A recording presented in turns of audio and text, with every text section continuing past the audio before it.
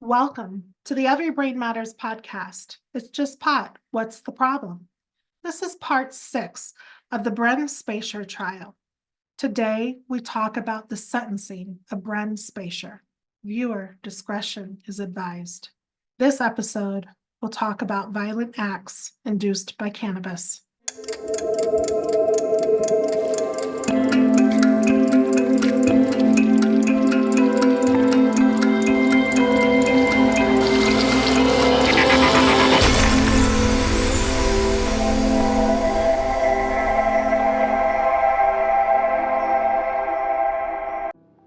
We welcome Dr. Christy Brown and Heidi A. Swan, leading advocates who educate the public about the harms of marijuana, especially cannabis-induced psychosis.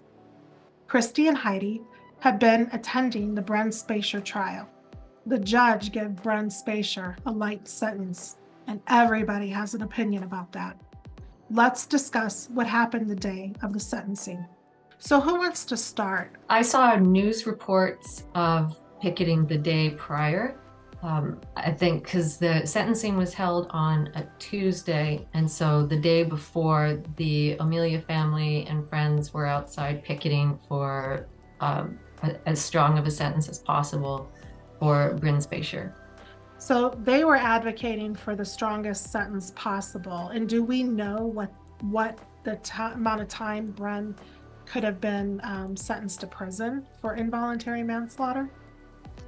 So the typical sentence is 4 years, but they were advocating for longer time because of enhancements that they had said she used a knife and it was an assault and so forth. There were the 4 enhancements. So they were arguing that she should get more time than 4 years, but at least 4 years. And when I got to the courthouse and I got up to the 4th floor and I noticed there were a huge crowd of people compared to the other days. There was a huge amount of attention on this, and the courtroom was packed and there were people that couldn't get into the courtroom. So they, and there was much more media there than there had been in the past. So it's like, oh my God, these people didn't attend the trial, but they want to, be there for the sentencing and report on the sentencing without actually having attended the trial, because there are like twice as many people milling around in the hallway.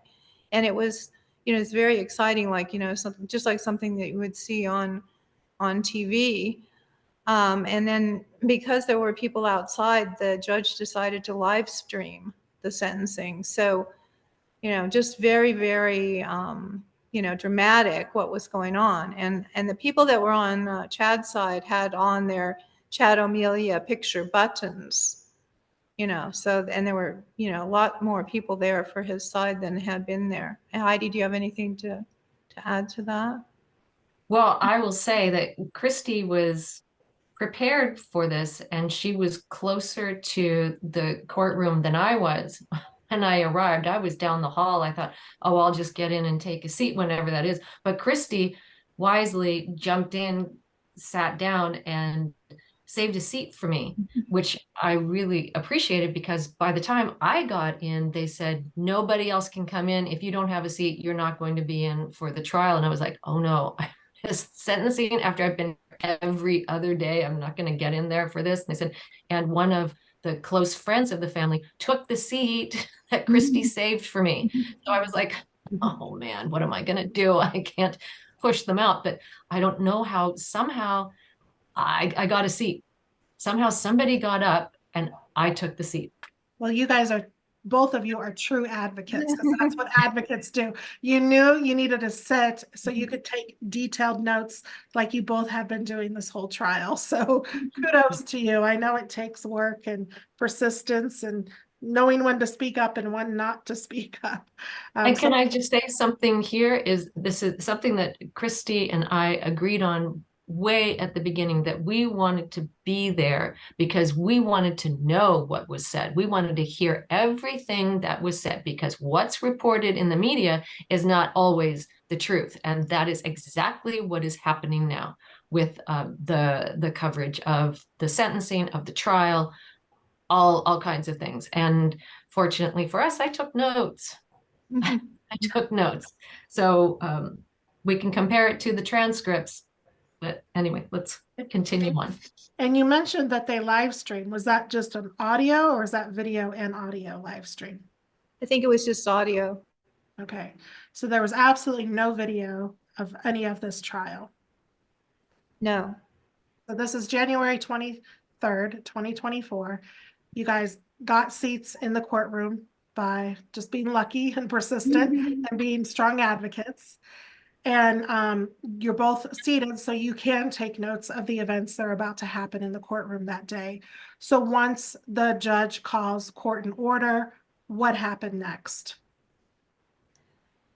So they had the prosecutor and the defense, and they agreed on a procedure where the victim's family statements came first, and then the prosecutor spoke, and then the defense, family members and advocates for Bryn spoke, and then the defense spoke, and then the judge gave the ruling. So we could start with the victim's family statements.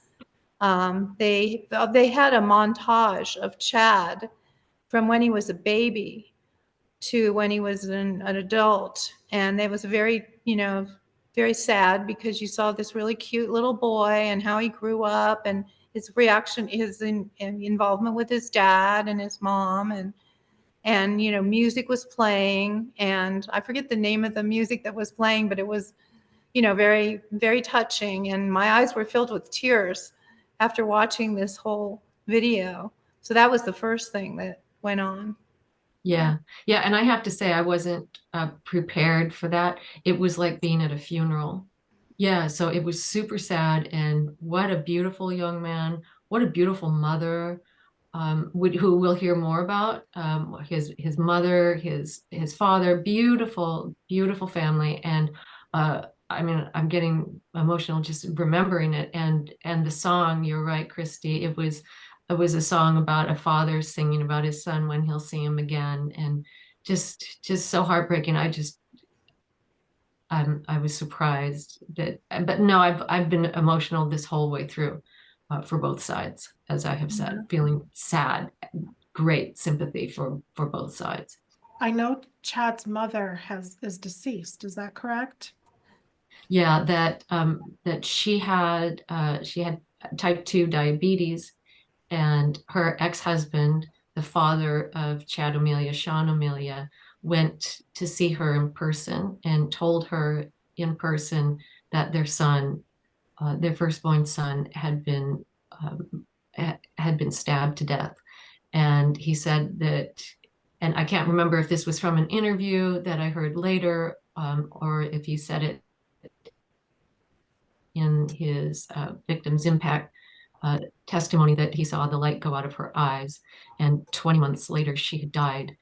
And so it's that she stopped taking care of herself the way that she needed to with her type 2 diabetes, and she was just in so much grief over the pain and agony that her son Chad suffered in the last moments of his life. And so and just personally, I completely relate to that. I can completely relate to how that must have felt.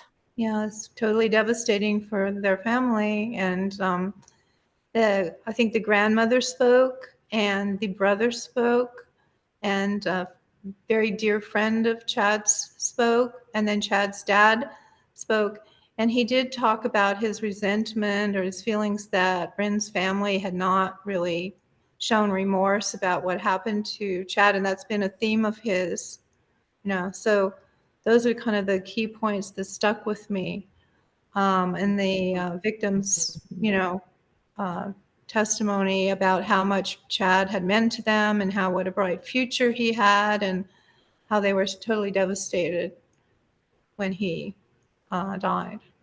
I wonder if the Spejcher family was advised not to contact them because of the trial.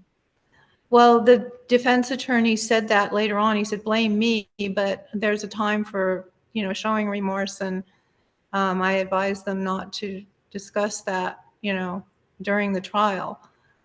So they did mention that later on, but that was after Chad's dad had made that statement. So he felt that he had to respond to it, I guess. And there were other statements that were made by the Chad's uncle. He was saying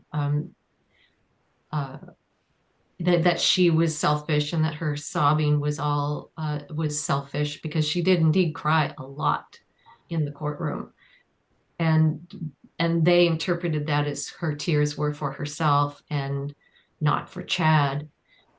A couple of things that Shaw and O'Melia said that stood out to me is, one is he said to Bryn, he said, "You would have died by your own hand if it weren't for the sheriffs who broke in, if it weren't for Vinny who called 911, and you've shown basically no gratitude to them for doing so." And again, she was told to be silent. But he said, "You would have died by your own hand."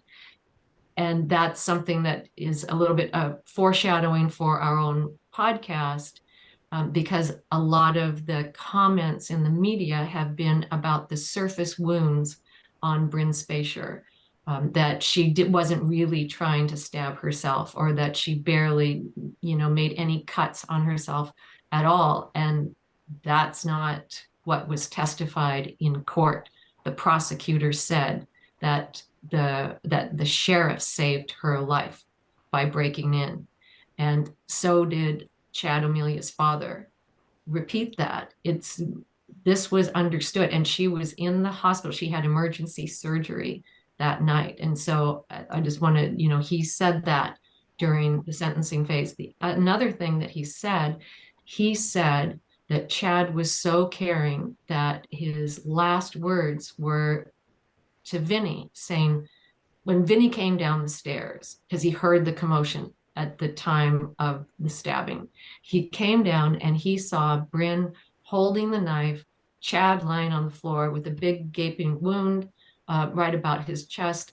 And Chad looked at Vinny, and from what my notes say, and Christy, you tell me what you recall, my notes say that Chad looked at Vinny and Chad said, "Vinny, help me, call 911. She stabbed me." I'm not sure if that was the order, but those were the things that were said. And that's what I remember the prosecutor saying he said. That's what I remember Vinny testifying to saying. However, in the sentencing, I have in my notes that Mr. O'Melia said that Chad's last words were not for himself, but for Vinny, where Mr. O'Melia said that Chad said, "Vinny, save yourself."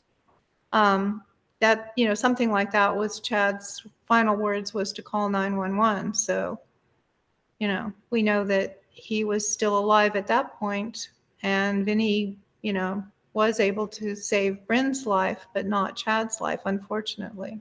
Yeah. Did they play Vinny's 911 call in the courtroom?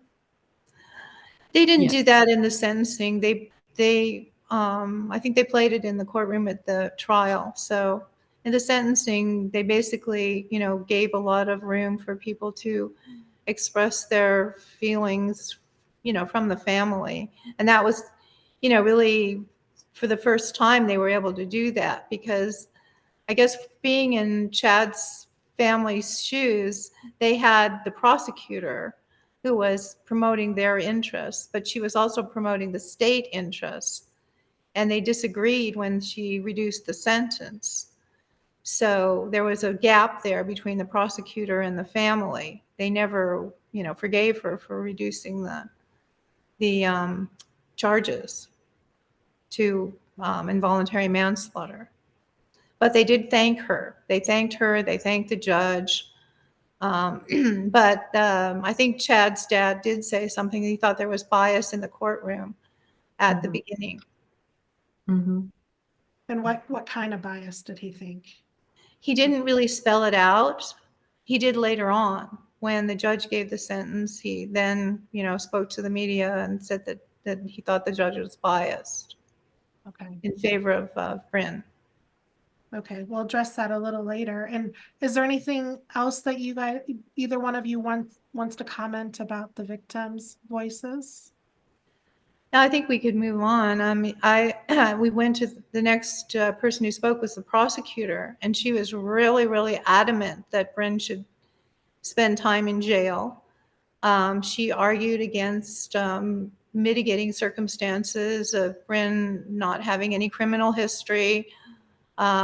She just was very, adamant that she go to jail, and she argued that the enhancement should stick. That it was brutal crime, and made the best case she could for a harsh sentence. I don't know if you agree with that, Heidi. Yeah, she said that the doctor who recorded all of the knife wounds on the body, Dr. Mehta said it was in, one of the top most violent cases that he'd ever seen. I don't think he said it was the most, but it was in the top. So she was saying for that reason, the enhancement should stay in place. And also she said that this was voluntary intoxication, and the jury put that issue to rest because, in fact, they deemed her guilty. The danger to society. Yeah. Yeah. Mm-hmm.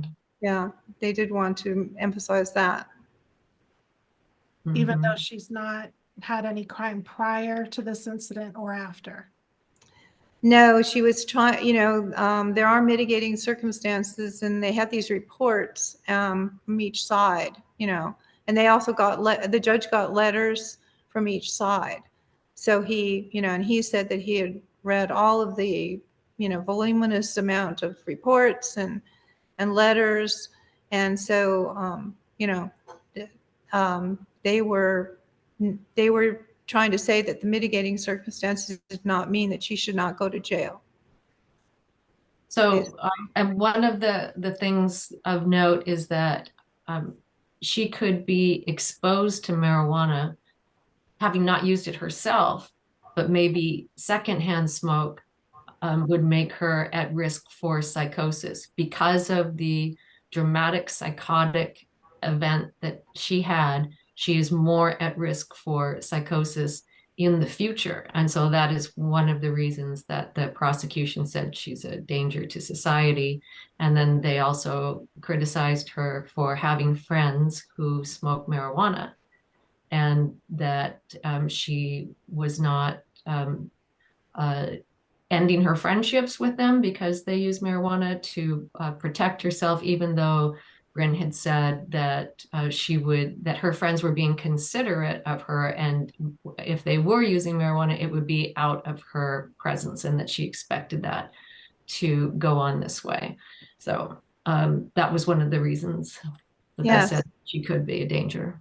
That's shocking to me. The prosecuting attorney said that Bryn should go and serve time in prison because she's a high risk in case she is exposed to secondhand marijuana smoke and becomes psychotic again. Right, and that she should not even have any friends that smoke marijuana or be around anybody that smokes marijuana, and that she was, putting herself at risk for that behavior. So she was even criticizing her behavior when she was, out of jail on bond during this trial. Well, Very harsh. She was very harsh. That's a whole new can of worms and a whole new subject to talk about, right? Yes, yeah. Can you become psychotic from secondhand marijuana smoke? The doctors did say that she would be at a heightened risk, that more so than the normal population, that she should avoid, of course, marijuana and other illicit substances. Well, that was one of the judge's conditions, that she should never smoke marijuana. So, that was addressed when the judge said she should never smoke marijuana. There was like a big football game last year here in Los Angeles, and I heard that the whole stadium smelled like pot. How do you avoid secondhand smoke when people are insistent about smoking in public. Well, I guess that's, she's the one that has to control that. Yeah. Yeah. They're putting it on individuals who are at high risk, that they have to control their environment themselves, Mhm. Yeah, crazy.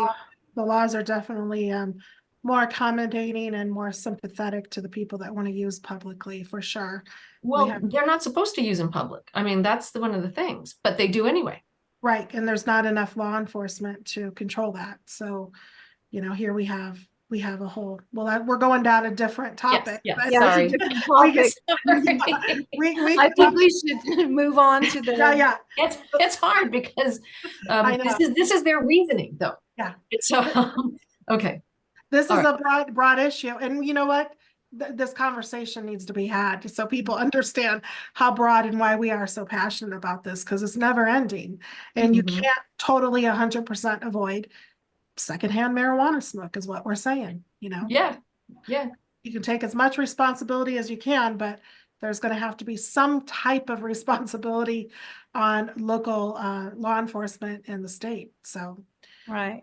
yeah. Okay, well, now let's get to the next part. Did Bryn get on this? Oh, go ahead. Did you want to add anything else to that first one? The grandmother, Chad's grandmother, spoke, and it was quite moving. Do you know? Quite heartbreaking. Do you want to comment, Christy? Yes, I mean, it was quite heartbreaking. Both grandmothers spoke. When we get to Bryn's family, they also had a lot of tears and a lot of apologies. And one of the things that was the most moving was when Bryn's dad got up to speak, and he, turned to Chad, O'Melia's father, Sean O'Melia, and apologized and said he sympathized, and they reached out, and I think they shook hands, or they held hands. They reached out hands, and all of Bryn's family was very, trying to say to the O'Melias that they feel their pain and they're very, very sorry for what happened, and they were all in tears about it. And I think that Bryn's brother, he said he was a policeman in Illinois, and he was arguing that Bryn should get no jail time. I think that was one of the things that stood out to me, because he said, I'm a police officer. I know, I've been around the jails and the prisons and so forth. And, I'm afraid for what's going to happen to Bryn if she does go to prison, because of the guards yelling commands, and Bryn's, disability will make her not be able to understand their commands. I found that to be an interesting argument, but he said that he didn't think that she belonged in prison, and he was really fearful for what would happen to her in prison. And that was kind of a sentiment that the side on Bryn's side was stating. They were really afraid if she went to prison, what would happen there, and how that would affect her, because she's still very vulnerable and very traumatized from what happened. And she's been in therapy since the day that it happened. And it's been very hard for her to cope with the trauma, because it wasn't just a murder. It was also almost like a suicide, where she almost killed herself. So she traumatized herself and also her dog and Chad. So it was like she was not only the perpetrator, she was also the victim, in that sense, that she was, victimizing herself by stabbing herself. So she went through a lot of, trauma as a victim, as well as the perpetrator, who was horrified at what she had done. And Christy, who did you say was holding hands with Chad's father? Is that who you said? The father of Bryn's father. The father of Bryn turned and held Chad. They just reached out, briefly, and at that point, I felt that Chad's dad was really, bonding with Bryn's dad to a certain extent. I mean, they, it's like they were sharing this moment. Bryn's mom broke down, and the grandmother, also Bryn's grandmother, read this letter that Bryn had written about Chad, that she had found a friend in Thousand Oaks, because Bryn had just gone to California for her job at UCLA and didn't know many people. And she was probably pretty lonely. And she met this guy in the dog park and they struck up this friendship. And she wrote her grandmother that not to be worried about her being alone because she had this friend. So that was also very touching. And that the grandmother wanted to say she had no animosity. Bryn had no animosity toward Chad. She saw him as a friend. So she was trying to say, that Bryn did not do this out of any kind of, animosity. She was totally out of her mind when she did the stabbing. So, they were, really sorry for what happened. Yeah, I would like to add a few comments. One is that Kevin Spejcher, her brother, said has been criticized by Sean O'Melia for saying she doesn't belong in there, which has contributed to the narrative of she's a white privileged woman and white privileged wealthy people, which she's not wealthy, can get out of jail. But if you're a person of color or poor, you don't have the same privileges and you have to go to jail. And so that's what, Sean O'Melia was criticizing Kevin Spejcher for. But it was testified to in court by Bryn's mother, Laurel, that Detective Jenkins is really the first person who said that. He said, she does not belong in here. And she said that when Bryn Spejcher was in jail, he was calling every day to Bryn Spejcher's parents saying, did you get a mortgage on your home? You need to get the bail. She does not belong in here. That's what the mother testified to in court. Now, if he didn't say that, if the detective didn't say that to her, I can't imagine she would testify to it in court. And one of the things the mother also testified to is that the guards made, because Bryn wasn't able to feed herself because of the injuries from where she was hit with the baton, they made her eat her food off the floor. And so this contributed to the fear that she had. And indeed, Bryn Spejcher does have a hearing disability, and so she doesn't understand unless you are looking at her and she's looking at you and she can read your lips. So if you're talking to her from the side, she cannot hear a lot of what you say. So that it was part of the fear of not being able to hear if somebody's calling out for her or making a comment to her. So this is what the fears were also about her being in prison. And then and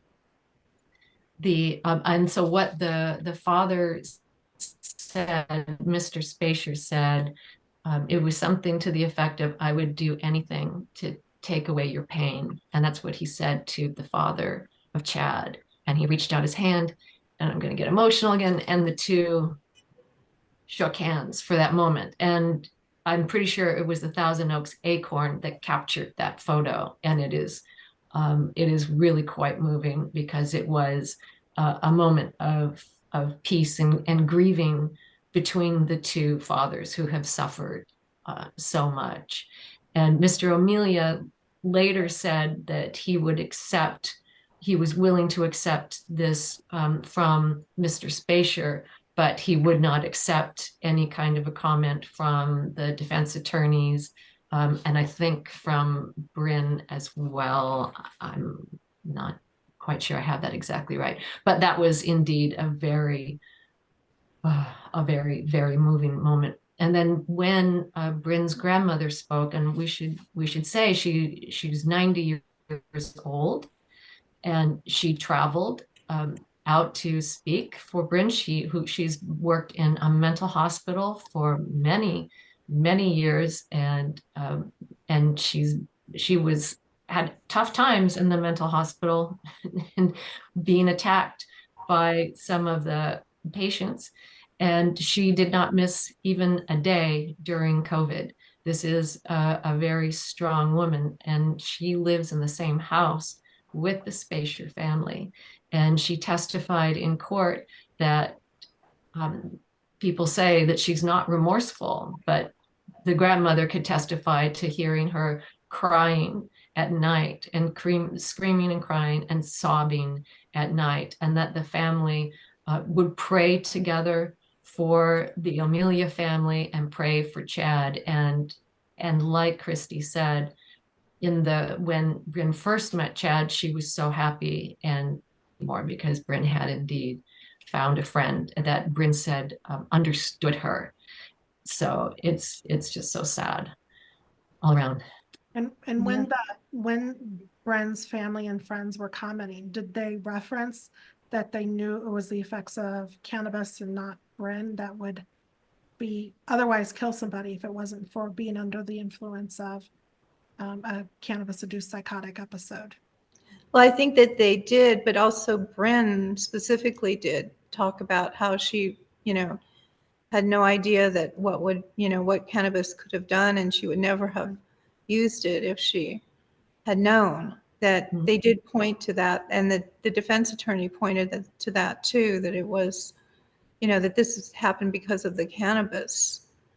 And so, Christy, I want to repeat something that you said after the sentencing, which was that in the victim's statements, not one, and that's from the O'Melia family side, not one mentioned marijuana. Yeah, true.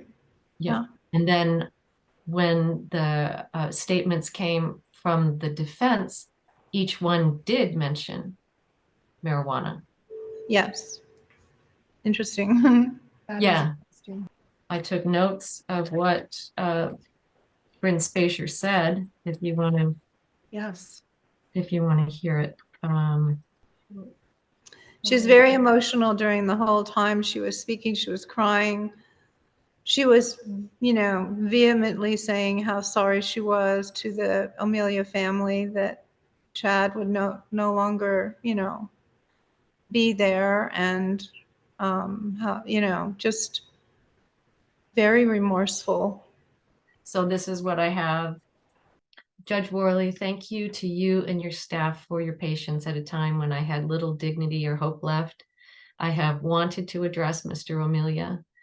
Mr. O'Melia, I am sorry for my actions which caused you an unthinkable loss. I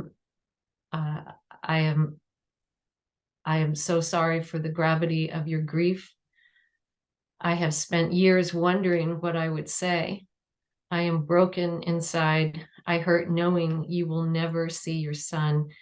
And I know that and that there is a hole in your life, and it is not lost on me. I carry your pain and your words and your brokenness for the rest of my life. I never wanted to hurt him. I don't recognize the horrific person on those videos. I am sorry your family had to see those images. If it were not for Detective Circulus and Vinny, I would not be here. I wish I could go back and change what happened. I will think of you forever. My actions deprived him of everything and his dreams. I apologize to my family for the shame. My family raised me to live a purpose-driven life. I hope you will find some peace. I am not a party girl. The text messages captured moments of drinking. I am a hardworking, responsible woman. I knew I could not let anything get in the way of my goals. I am not a narcissist. I volunteered to assist parents and children who have issues with hearing loss. I wish I had known about the dangers and deadly effects of marijuana. I can educate about the dangers of high-potency marijuana. Nobody knows more than me. Many learned what I can spread. I can spread awareness, knowledge about cannabis-induced psychosis. I am terrified of not being able to hear the commands of guards or other inmates waking up to this reality has been unbearable. I appreciate something, and I have learned from this experience. I will do everything in my power to be a productive member of society.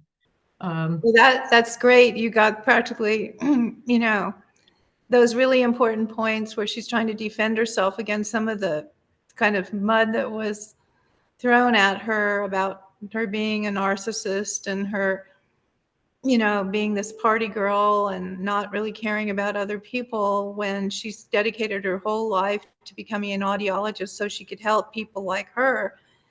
And, you know, that must have been really hard for her to sit through and listen to those kind of, you know, accusations made by the prosecutor, and she had to kind of defend herself. Yeah, and it's just that the thing is that there's, you know, the reaction to this, a lot of people have tried to say that she was faking it. I mean, that's one of the themes, that she faked this to get out of jail time, that she, you know, really wasn't in psychosis, and that she, you know, that she really, you know, was trying to kill Chad, that it must have been, you know, that she was faking it, that, and then there was this idea that it was a con job, that she had you know, she had done a con job on the court, and it was pretending. And I think that Heidi and I both sitting there in the courtroom every day, I mean, not that Bryn was perfect in every way. There are, you know, many things we could say, you know, about her judgment and so forth, but she was not faking what happened to her. You can't see those videos and think that she was actually faking it. And if, you know, you think that she's faking, you should have listened to that. The experts all agreed that she was not faking it. So, you know, it was by no means a con job. And that's, you know, a conclusion that I came to by sitting through the whole trial.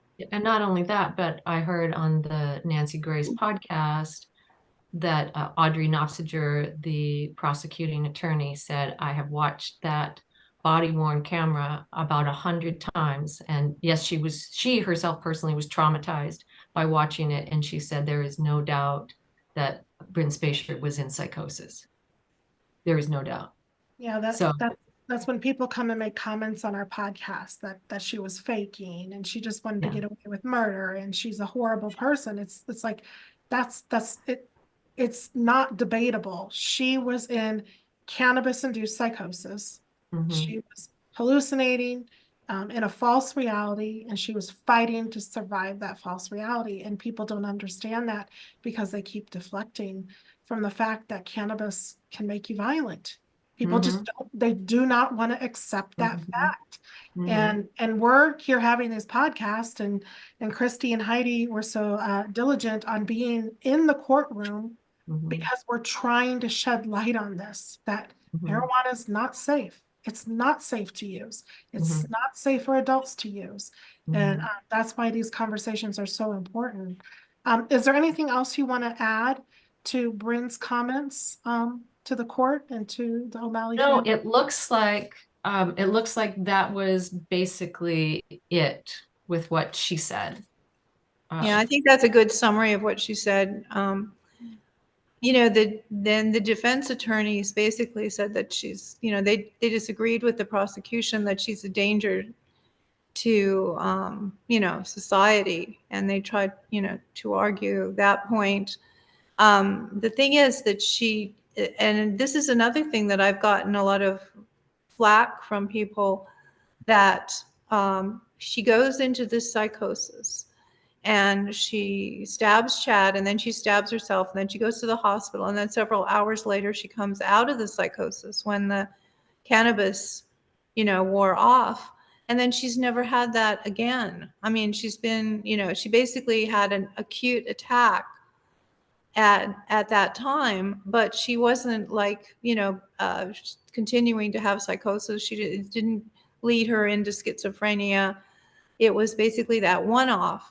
And people can't understand that either. They, you know, keep saying, well, then she was just faking it because she got out of it. And that's very convenient that now she's not having it and that she's not a danger to society. She doesn't have to spend, go to a mental institution as most people that get off by reason of insanity would do.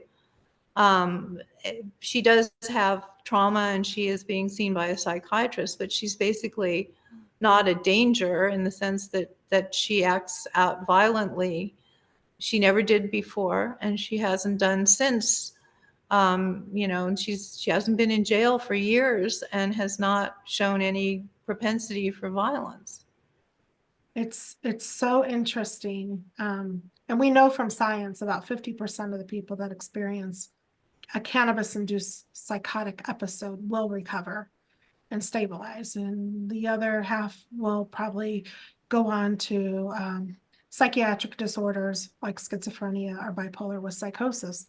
But it's interesting to me that Bryn's comments where her family raised her to have a purposeful life.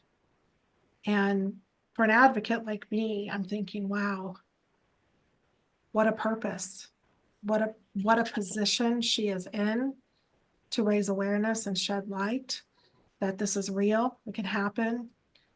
Cannabis, the effects of cannabis can lead to violent acts and murder, and it's real. So it's going to be quite interesting to see what her next decisions are in her life and how she continues to survive this herself, because I can imagine, like she talked about, the shame, carrying the pain.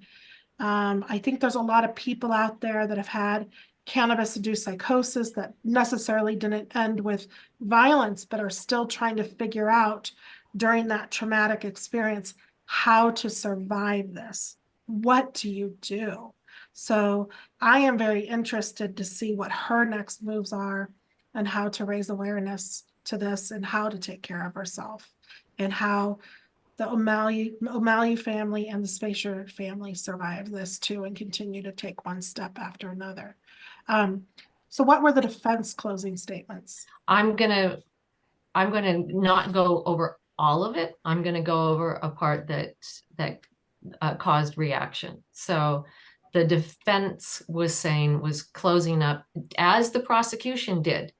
The prosecution closed up and made the arguments for why Bryn Spejcher needed to go to jail, all of the things, all the enhancements, all the things they think that she did wrong, that she was voluntarily intoxicated, et cetera, et cetera.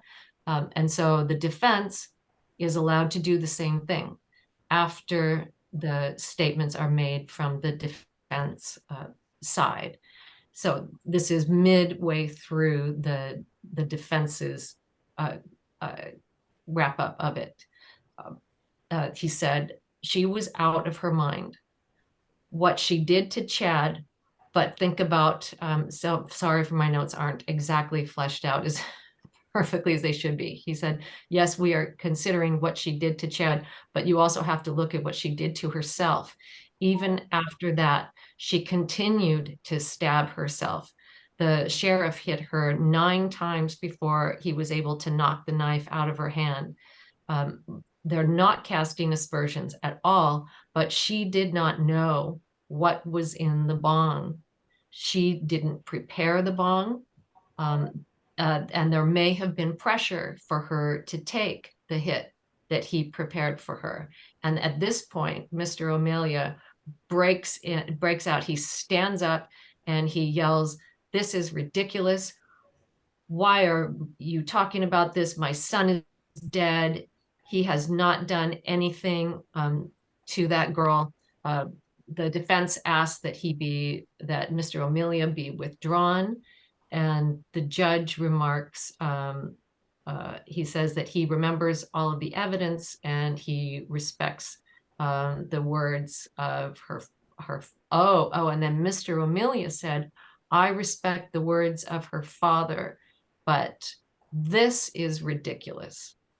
And including Mr. Mahandi, we objected to his interview. He found that the killing occurred while she was in cannabis-induced psychosis. Undisputed. Yes, so Swan O'Melia made a huge, started jumping up when the defense was talking, and the judge said, told him to stop interfering and he would take him out of the courtroom, and the defense asked for him to be taken out of the courtroom. And the judge, calmed everybody down, and Mr. O'Melia was finally able to sit down. But it was, being in that courtroom at that time was very intense, because all the deputies started standing up and kind of moving around the room so that they could control the room, control the crowd, because of this outburst that happened. So that was one of the most dramatic moments. I forgot about that. And I'm glad that you brought that up and mentioned it, because every time the defense tried to say something that Bryn didn't know what was in the bong, or, that would imply that Chad was somehow partly responsible for this, which, it's just a fact that she didn't know what was in the bong, and that that Chad was the one that prepared it. That's just a fact. And he was trying to say that, because she didn't know, she couldn't have foreseen what would have happened from that. I guess you could say on the other side, he did say he was going to make it stronger, so she could, suspect that it was going to be something stronger. But I think she said it all happened so fast. It's not something that she was necessarily deliberately thinking about. Like you're sitting there trying to party, and you're, going, it's kind of the opposite of partying, where you want to be loose and, just go with the flow. And she was supposed to be, oh, this could cause, this and this and this. And that's not, typically what happens. So it just, to her, it just happened in a rush. She took the hit, and then the psychosis developed, within a few minutes. The majority of the public doesn't understand that marijuana can cause psychosis. So yeah, Heidi, what did you want to add to the So when Mr. O'Melia had jumped up out, and disrupted the court, the defense said she was in cannabis-induced psychosis. This is undisputed by both sides. The question is, was it reasonable for Bryn to expect, even if she inhaled, that she would be psychotic, stab Chad, stab herself? If she had any idea, she never would have inhaled. And that's really the crux of it, that, to the world, to America out there, would you consume a drug that could potentially make you psychotic and murder somebody and try to kill yourself? I mean, really, it's a no-brainer, right? Mm-hmm. Nobody would consume a drug like that if they really understood its potential effects. But then people say, well, she should have known. No, well, yeah, we all should know, right? But we all should know, yes. We all should know, but we don't know because we are propagated by a powerful marijuana industry, and we have legislators that are paid off. So yeah, we all should know. I mean, I think all three of us and the whole network of people we work with, we advocate for public service announcements, warning letters, everything. Cannabis can cause episodes of psychosis, which can lead to violence. That should be a normal statement that everybody understands, should be taught from when they're young to they're old. And these products are not proven safe for anybody consume at any age. And the people that are selling these products need to be held accountable. Yeah. And then there was an article just a few days ago on CNN.com by proponents, doctors in the marijuana industry, saying, well, it's a little more complicated than that. And people need to know their family history, and people need to wait until they're a safe age. And she checks those boxes. Her brain was fully developed. There was no family history within her immediate family. And I've been told by a neuroscientist, longtime schizophrenia researcher, who said, even if nobody in your immediate family, that includes your cousins and your aunts and uncles, has it, you could have gotten a gene from somewhere else. You could have been the only person in your family that got that gene. So there is no way to know if you have it. The only way that you know is if it happens to you, or if you become paranoid. That's a really good indication you should stay away from marijuana. And so, but still, even after this trial, where both the defense and the prosecution agreed it was cannabis-induced psychosis, you still get these statements from the industry saying, well, it's actually the user's fault because she should know her. Should we just stamp the babies as they're being born into the world? Like test them for the gene and then tattoo somewhere on them. You have the gene, don't ever use marijuana. I mean, like really, it's so ridiculous. These people are just profit driven. To me, they're evil. I mean, look at what's happened to both these families and just the repercussions of all of this going on and the deflection that, they're saying Bryn's a bad person. It's not the marijuana. I mean, my heart goes out to both families. I just can't even imagine it. I'm traumatized personally by what my family went through when I had loved ones who experienced cannabis-induced psychosis. And I still think about that awful experience that I had when I was 16. So I can't even imagine what they're going through. So let's go to the sentencing. Comes and listens to everybody on both sides, listens to the O'Malley family and their friends and the prosecutor, and then Bryn Spejcher's family and friends, and then her defense. What is the name of the judge, and what did he say? This is Judge, his name is Judge Worley, and he, here I was sitting there, and I was pretty sure that she was going to get some prison time. Because that had been what, has happened in the past when we've had these episodes where there are a couple that are very similar to Bryn that happened in Canada. For example, the Jason Dickout episode where he killed his mother. And they were sentenced to some prison time, depending on the circumstances, from like 2 to 5 years in prison. And so I was expecting that she would be sentenced to prison. And I was, so it was a complete surprise that the judge said that he was going to just give her probation, and I think it was for 2 years, and then give her 100 hours of community service to tell people about the dangers of cannabis-induced psychosis, which is really, I think very helpful for our attempts to try to make people really understand that this could happen and it is a real thing and it does happen to people. So, to me, the sentence made sense, the way the judge explained it. He said that it was really clear that after she took that hit, she was out of control. She could not control her actions. And, so what had happened with the killing of Chad is she had no intent of doing it at all.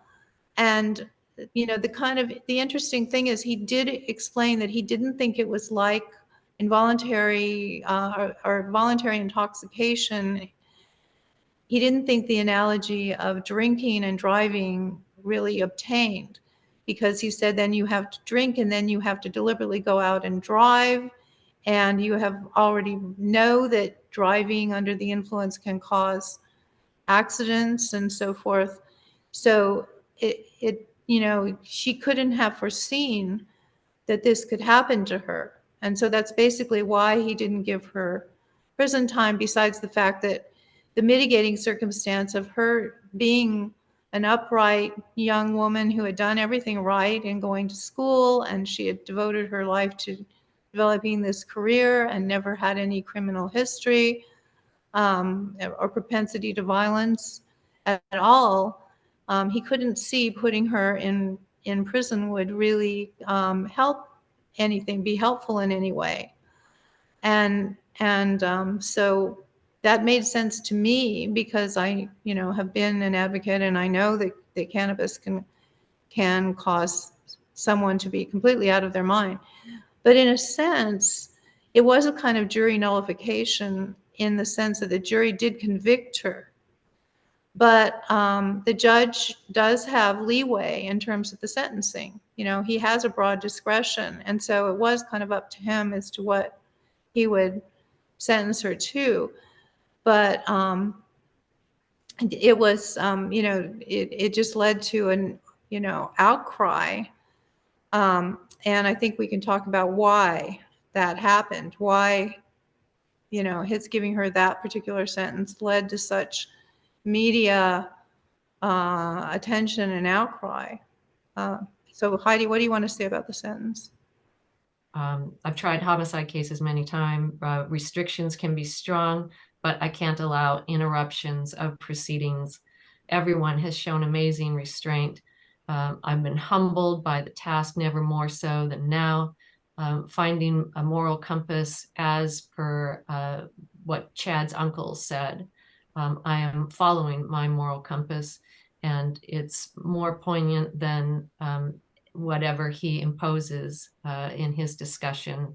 And he understands that whatever he says is going to bring more pain. He says, this is an unusual case. Through no fault of her own, she, to the extent of her own culpability, the experts agreed Ms. Spejcher experienced psychosis as well as trying to kill herself. Her last action was taking a hit. Her actions were unforeseeable. Not Chad or Ms. Spejcher. I do not believe that further incarceration.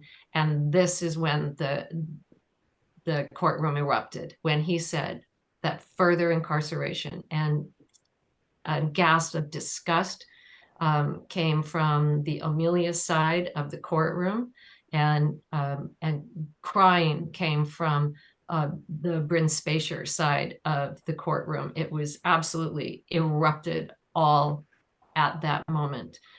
And he continued on, and he says, I find it is in the interest of justice to strike the special allegations, and she will be on felony probation for 2 years. If she goes against this, she gets 4 years in jail. And this is amongst gasps and comments and sobs in the courtroom. She must consent to tests and 100 hours of public education and restitution to both Vinnie and Steve Bruckner. And then I hear, and then the judge said to the defense, does your client accept probation? And the O'Melia family, you hear, oh God, from the other side, like in disgust that he would even ask that.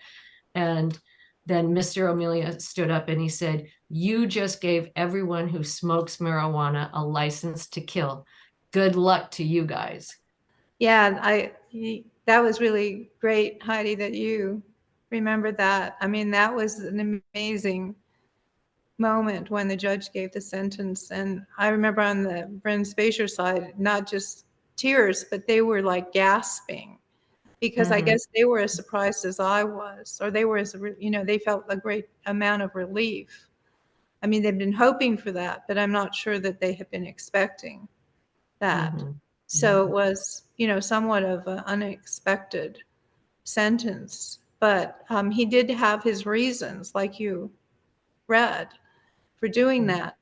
And I think those reasons were lost in the media coverage, because the media coverage was all about the headlines. And I think that that's what newspapers do. They figure out, well, what is unusual about this, or what can we really highlight about this?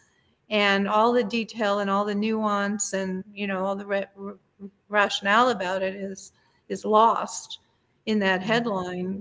Woman who stabs her boyfriend 108 times gets no jail time. That's basically what the headline has been. Yeah, that's such a deflection, right? It's just, so let's talk about that. Let's talk about the reaction from the media.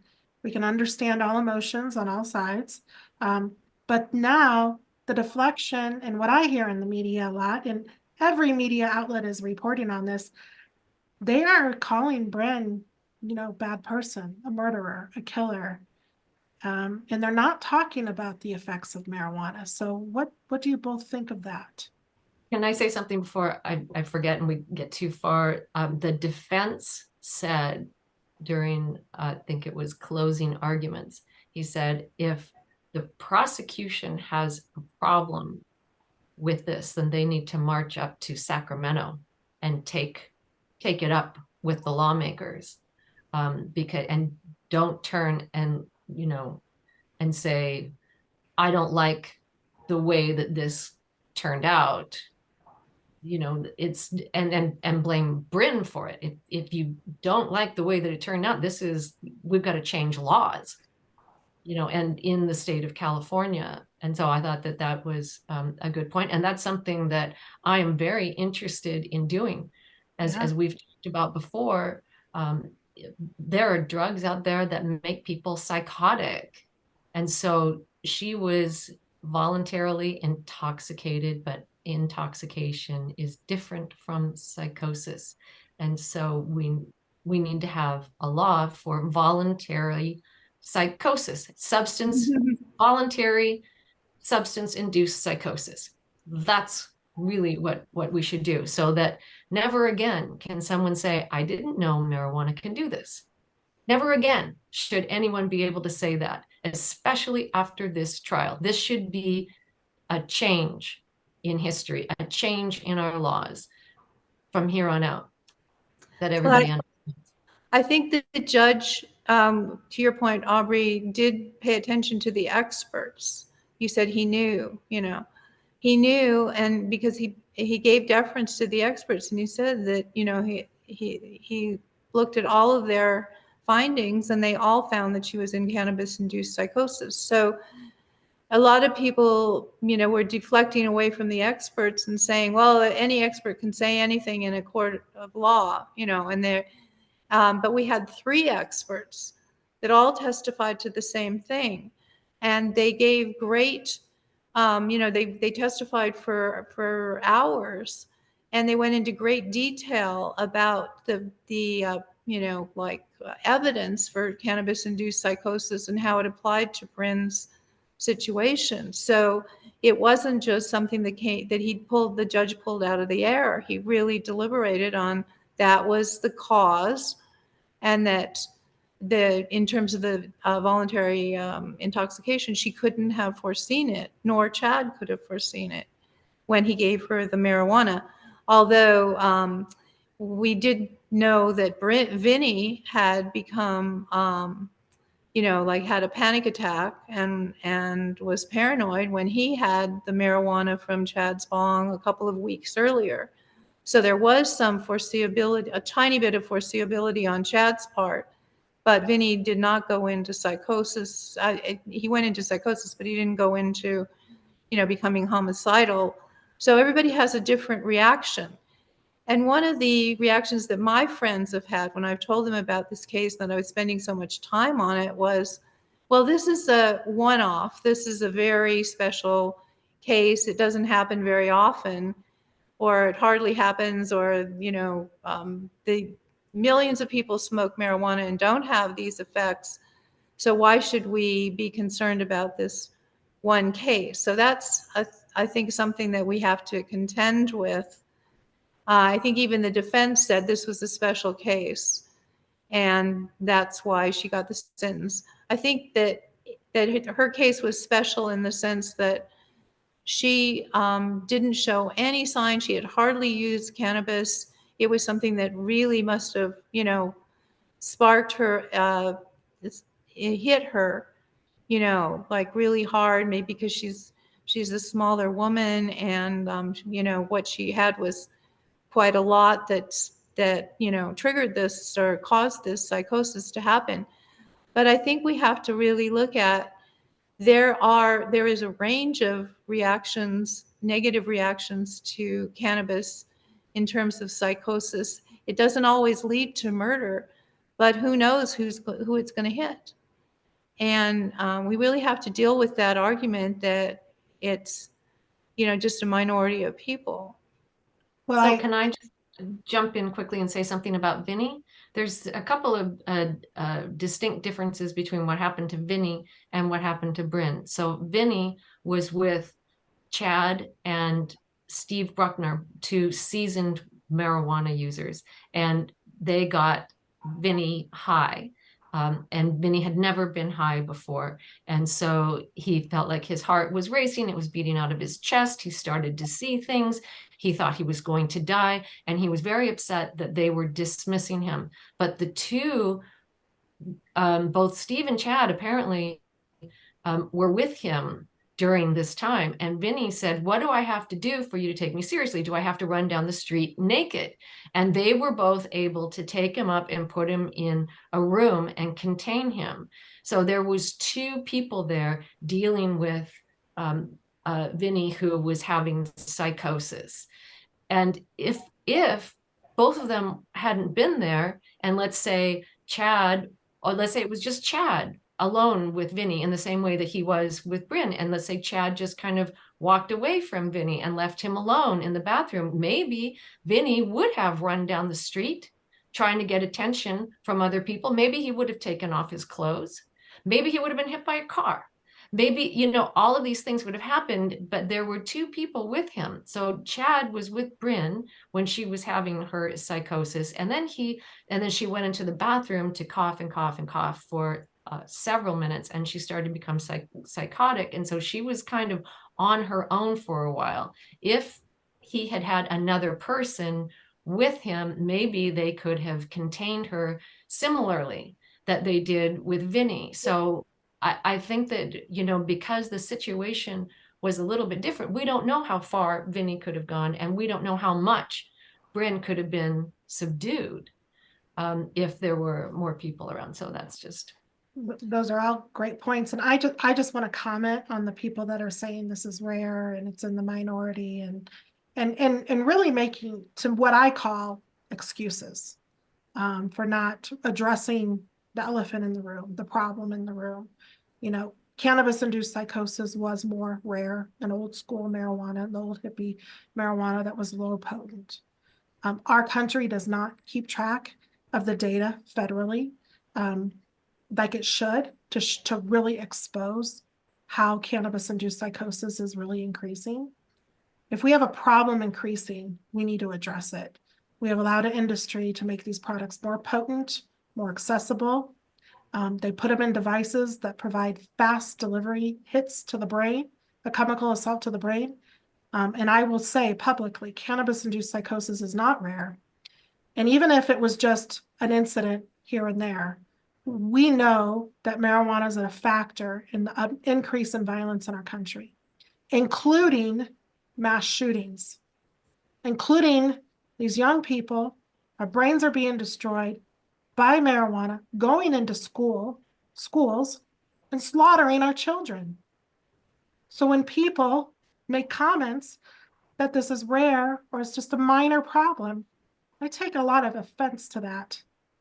I think it's irresponsible of our country to deflect this and dehumanize the Spejcher family and the O'Melia family.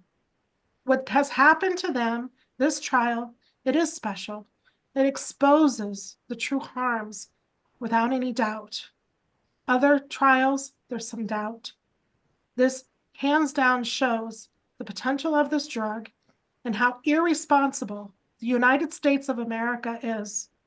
Our federal government, our states, and our local governments are failing us, and people are dying because of it. We are supposed to be smarter. We are supposed to be compassionate. We are supposed to take care of each other. We are supposed to protect our children, especially when they're attending school.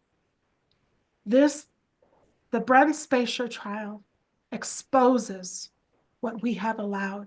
And if you look at the history of cannabis, Mexico outlawed it, Egypt outlawed it, and the United States of America outlawed it for a reason, because they saw the violence that could come from it. Now we've put THC on steroids, and now we are paying a huge price. So I do get really passionate and I do get really angry. And those are all very good points that people are making, but they just don't understand. And I want them to stop dehumanizing what has happened here and the trauma that has come from this.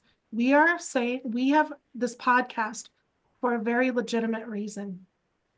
And I look forward to more conversations like this.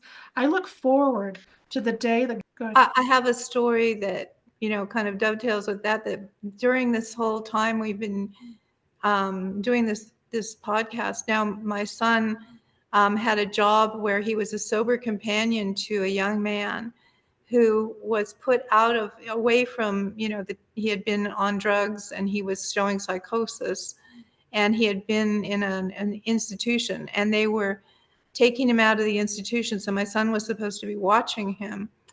And he was, one of the things he did, he told me that he did was he hid all the knives in the apartment for fear that this young man would do something, dangerous. And then the young man would leave the apartment and start wandering around in the middle of the night.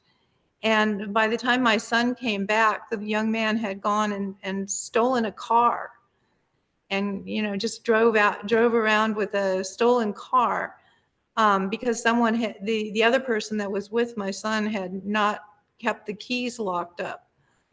And so they finally took him to a place in Florida for rehab. But this was just one case while Bryn Spejcher's case is going on. I mean, there are so many cases of psychosis, and it may not lead to violence because, like, my son knows now, because he himself was psychotic from cannabis, he knows what can happen. And so, we just don't understand because we don't hear about it.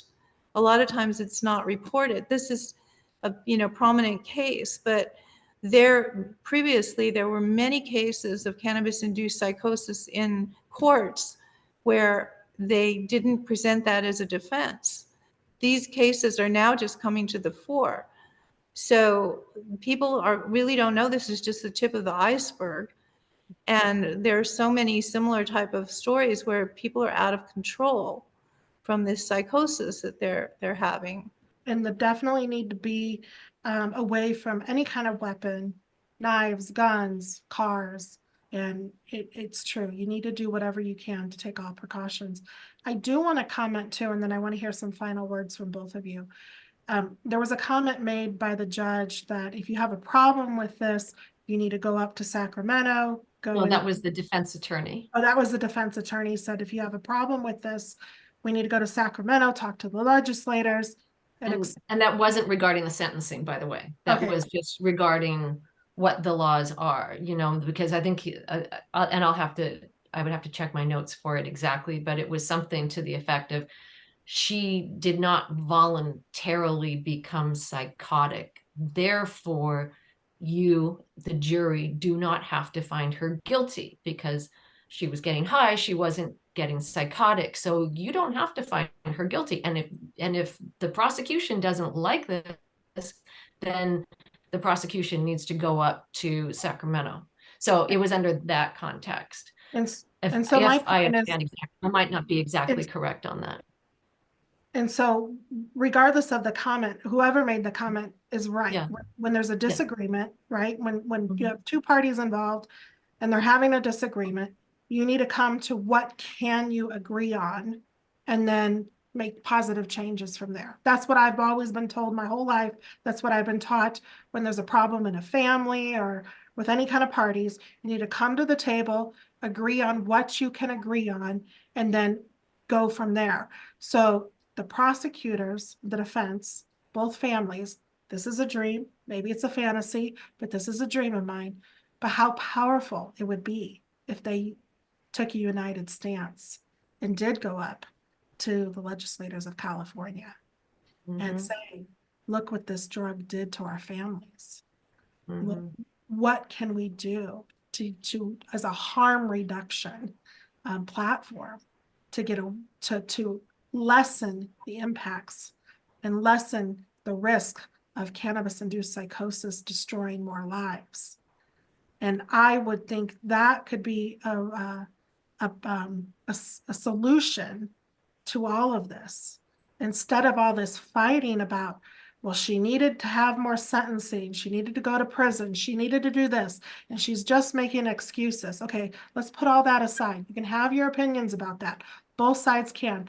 The judge made the sentence. It was he had the power to do that. He did it. Now what? Now where do we go from there? What is disturbing to me is how the media outlets are deflecting from the effects and the power of cannabis and how it really changed both families. So, as an advocate myself, I think I'm, hoping too much because I can tell, and I don't blame the O'Malley family. I mean, they have suffered a lot and they're continuing suffering. But what if we could wave a white flag and say, that connection that Mr. O'Melia and Mr. Spejcher had, what if that connection could be like, hey, what can we do together to make positive change so this doesn't happen to other families? That's what I think that would be a really wonderful outcome. And I think that, from both sides, I think there's this animosity. It's not just from the O'Melia side, because I think that when the report started coming out, I think one of the outlets wanted to interview Mr. O'Melia, and the people on the Spejcher side didn't want that to happen. So, each side wants to not allow the other person to have their point of view. You can kind of understand why, but it is taking away from the common denominator, which was the cannabis-induced psychosis. And it would be very powerful if Mr. O'Melia and Bryn together, went to the media and made a joint, statement and spoke to different outlets and, made this the public aware of what was going on. And instead of, like you said, just talking about either Bryn is a bad person or Chad's dad is too angry, that's what's going on right now. Well, here's something that I would like to suggest, that whenever it was Mr. O'Melia is in incredible grief, and so I can understand his wanting to blame someone for the death of his son, the horrible, horrific death, killing of his son. But he will not, he seems to not acknowledge that marijuana played a part in this. And so every time it was brought up that Chad was a regular user and that Chad provided the drugs to Vinny and to Bryn, and that Mr. O'Melia characterizes that as impugning his son's character, that it doesn't have anything to do with his death. It's just a character assassination and victim blaming. And so he would have to change his point of view and accept that marijuana did, in fact, if you took marijuana out of this story, there would be no violence or death. There wouldn't. He says if Chad had never met Bryn, he would be alive today. It's also true that if Chad didn't use marijuana, Chad would be alive today. And so I think he needs to acknowledge that. But as long as he does not, then he can continue to blame Bryn as the only reason, the sole reason for the death of his son. And I think that would have to change. That would definitely have to change. I don't know if he would be willing to do that, because then, as you said, he would have to accept that his son has some culpability in this horrible, horrible situation. Yeah. Well, I think there is one argument that, we have to look at that was made. I think you sent out a clip from a doctor just a couple hours ago. Hi, Aubrey. Yeah, Dr. Grande. Yes. Dr. Grande. And I think that also I've heard that from other people who are aware of cannabis-induced psychosis. But he did say that he thought that she should get some prison time for the voluntary intoxication, that she, took the marijuana, and he just didn't agree with the idea that she was coerced or anything, that she voluntarily used the marijuana, and therefore she should have some prison time, regardless of the intent or what happened with the marijuana-induced psychosis. So there are people that can appreciate and understand that marijuana can cause psychosis and want changes in our knowledge of it. but they still think that people should, go to prison if something happens under marijuana-induced psychosis because they're voluntarily using the marijuana. So I think there is a difference of opinion on the people, who are aware of marijuana-induced psychosis in those two regards. Yeah, and at the end of his commentary, he did say, when are we going to wake up to the true potential of marijuana harms? He's some kind of statement he makes like that. I would also to argue, I don't think Chad recognized or understood cannabis-induced psychosis. I think he just thought it was funny and a bad trip and kind Yeah, of a minimized trip, that's what they called it. yeah, Bad. kind of minimize what happened to Vinny that night. Oh, you'll get through it, you'll recover. I've seen this before, but doesn't understand what really is psychosis and what can conspire when somebody's in that state. You could be mildly psychotic and you can be severely psychotic.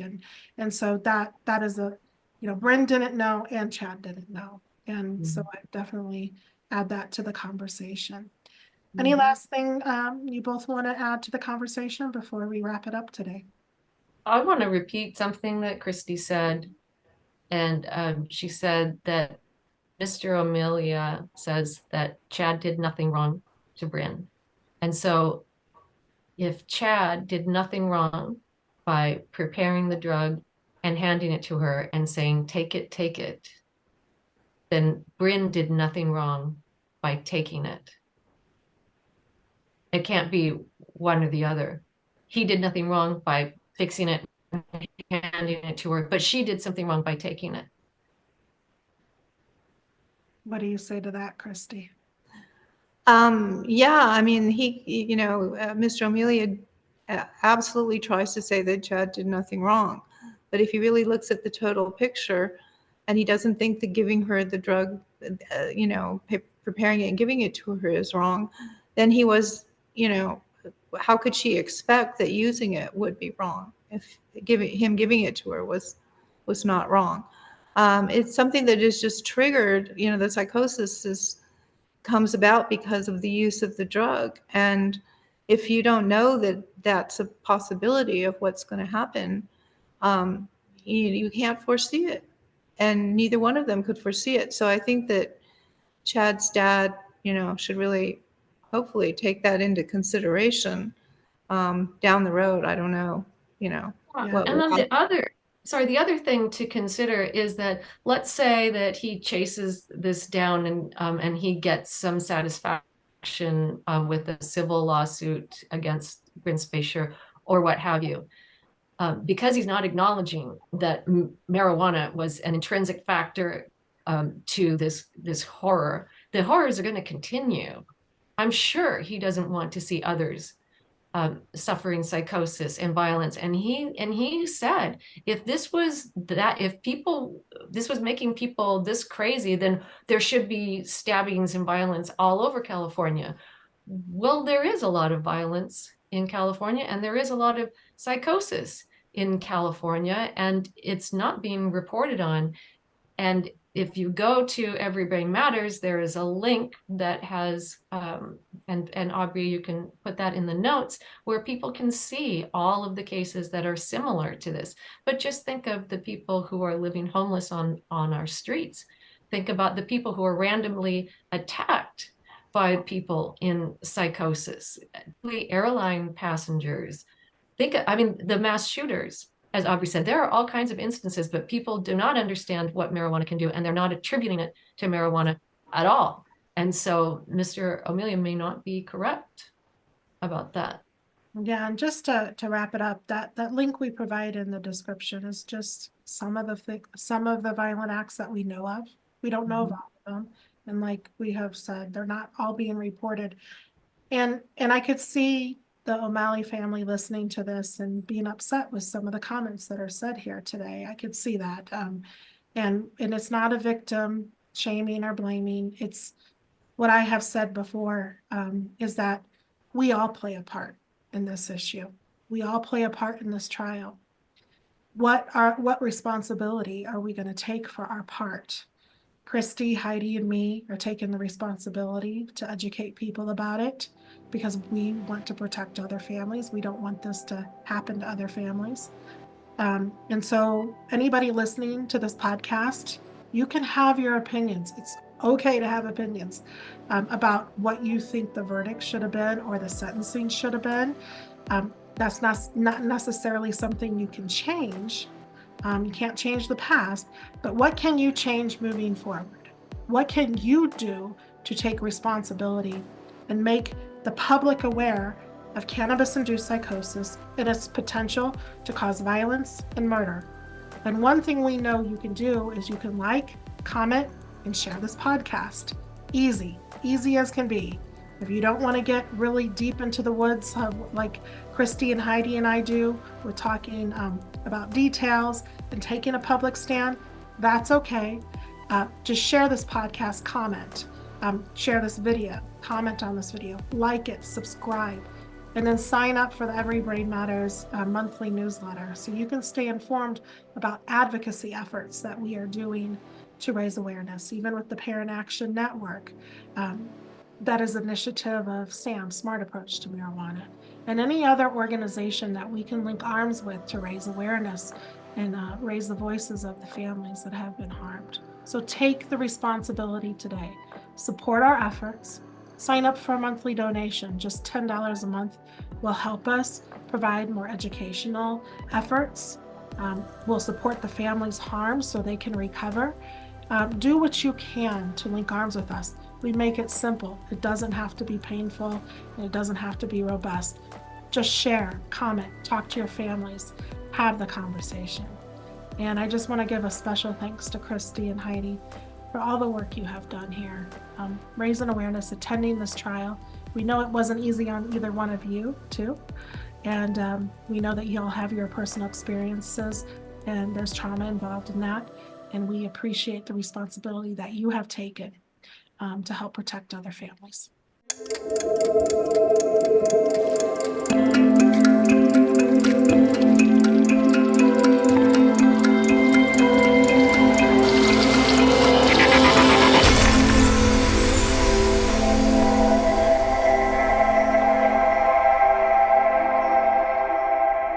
To learn more about cannabis-induced psychosis, refer to the links in the description. The Every Brain Matters community was developed by families harmed by industrialized marijuana. Visit us at everybrainmatters.org.